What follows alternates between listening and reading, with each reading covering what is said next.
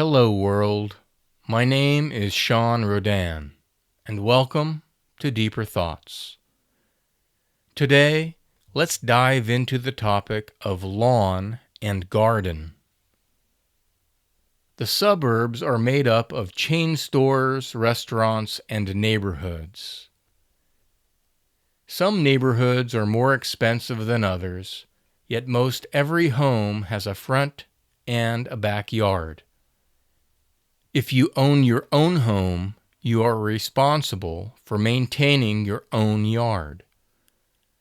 Mowing and watering the grass, weeding, planting flowers, and raking leaves are never-ending chores. If you live in an upper-income neighborhood, you must belong to an HOA, or Homeowners Association, which makes sure everyone follows certain guidelines that are agreed upon.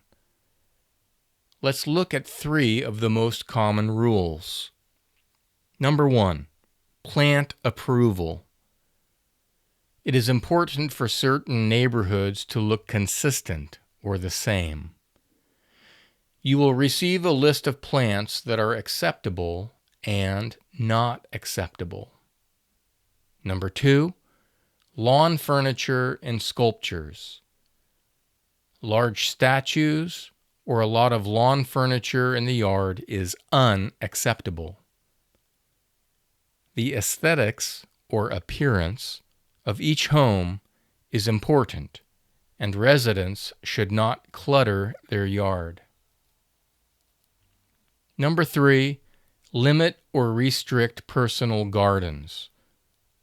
Many neighborhoods do not allow residents to have a vegetable garden, even in their backyard.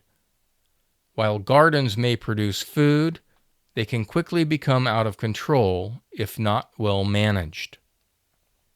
Would you agree to these rules? Do they seem fair? If you own your own home, should you be able to do as you like with your yard? Or would you rather have rules that enforce your lawn to be similar to every other house on the street? Lawns weren't always common in America. It's a 19th century British import that only people with means, or money, could afford to maintain. It wasn't until the 1950s that grass lawns became common. Maintaining a green lawn is not cheap. Fertilizer is often used to keep the grass green. Most families also own a lawnmower and must go outside in the hot sun to mow the grass once a week. But most importantly, water consumption is also a serious issue that many people think is a waste of resources to maintain a lawn that may look nice but does not produce any fruits or vegetables. Today, in many parts of the United States, there just isn't water to waste, so homeowners are replanting their yards with things like ground cover, moss, clover, and edible gardens. Landscaped vegetable gardens that allow families to grow their own food in the front yard is an interesting trend that is growing throughout the country. Food Not Lawns is a social movement focused on replacing lawns with food-producing organic gardens.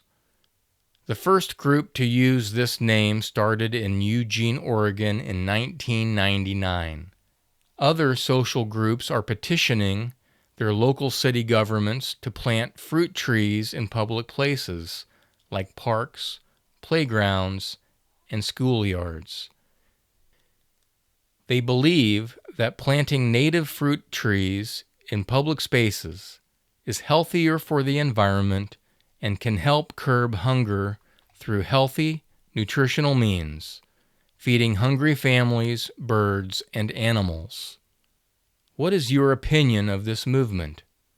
Is it a good idea? Or is a green yard with a white picket fence part of your dream home plans? If you are going to invest money on a home with a yard, it may be nicer to be able to enjoy the fruits of your labor. But don't believe me. Do your own research and think about it.